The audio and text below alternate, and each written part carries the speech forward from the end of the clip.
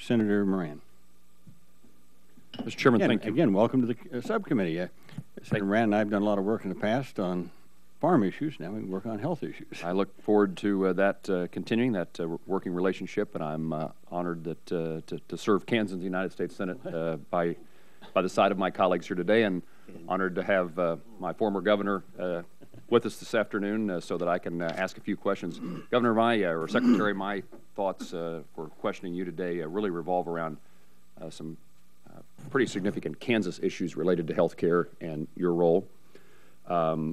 And they are, of course, related to the issue of health care in a rural setting.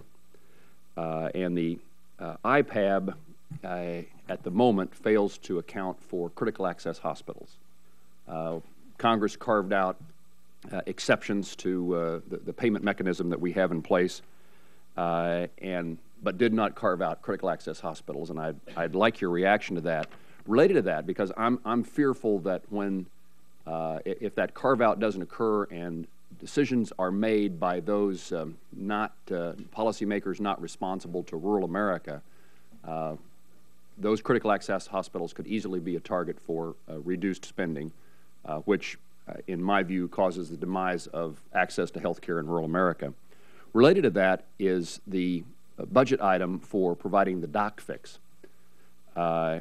In so many instances today, our rural hospitals are now employing physicians, and so and they do that out of necessity.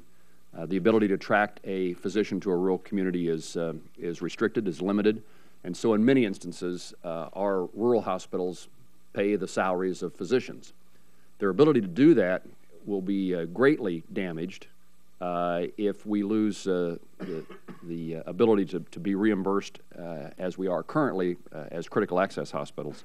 But it's compounded by the problem that in the 29.5% reduction in payments to physicians under Medicare, if we don't put a doc fix in place. And so we have the circumstance in which many hospitals will have declining revenues and increasing costs. And of course, a hospital has little viability if there are not physicians in that community admitting patients to those hospitals.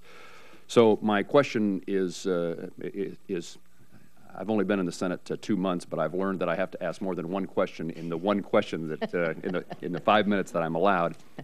But my two questions that are related to each other is, what is the plan for the carve-out for critical access hospitals? And what is the administration's plan in regard to the so-called doc fix, the sustainable growth rate problem that we face? There's a fix in the President's budget for the next couple of years, but nothing beyond that. And it is significant amounts of dollars that we need to figure out how we're going to pay, and I very much would welcome your input on both those items. Well, thank you, Senator, for those questions. I do want to tell the chairman that you have not only an expert now on rural ag issues, but rural health issues, because Senator Moran started when he was a Kansas senator working on rural health issues and has continued that interest. So I look forward to the opportunity to work on some of these enormous challenges. The rural access hospitals, as you know, Senator, are paid at a different rate. So they're paid, I think it's now 101% of costs, and that does not change with anything with IPAB. The other hospitals are negotiated rates. And so I think that the lack of a carve-out was due to the fact that there is a different payment structure. But I share your concern that somehow being focused on by recommendations in the future with the Independent Payment Advisory Board is precarious territory, and I would look forward to working with you on how to look at that structure going forward. But I do think the differential in the payment rates was one of the areas that the drafters of the Affordable Care Act looked at. In terms of the sustainable growth rate and the ability to pay Medicare providers adequately and commit to that payment into the future, I think it is one of the most significant looming issues. As you know, it well predates the Affordable Care Act. This has been a discussion for the last decade. The president has, as you said, in his budget, proposed about a 2.5-year offset for the fix going forward. But there's no doubt that we need, on a very bipartisan basis, to sit down and look at what is the long-term ability to make sure that doctors don't have this looming crisis. I've now been in my job slightly longer than you've been in yours, but can tell you that it's certainly the single most topic raised by physicians dealing with Medicare.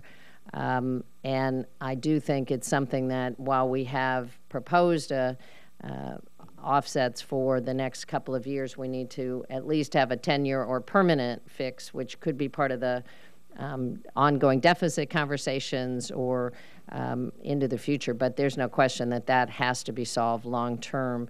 I would tell you, though, also that the Affordable Care Act has a couple of features that are particularly focused on rural areas, where Medicare providers are paid, starting this year, an enhanced rate for serving in underserved areas where there are access issues that are particularly addressed in terms of not only the health service corps, but nurse practitioners and nurse-provided health centers that are, again, targeted for rural and underserved areas that I think also are going to be critically important as you look at health care delivery, because it's not only affordable, it's available health care. Thank you very much.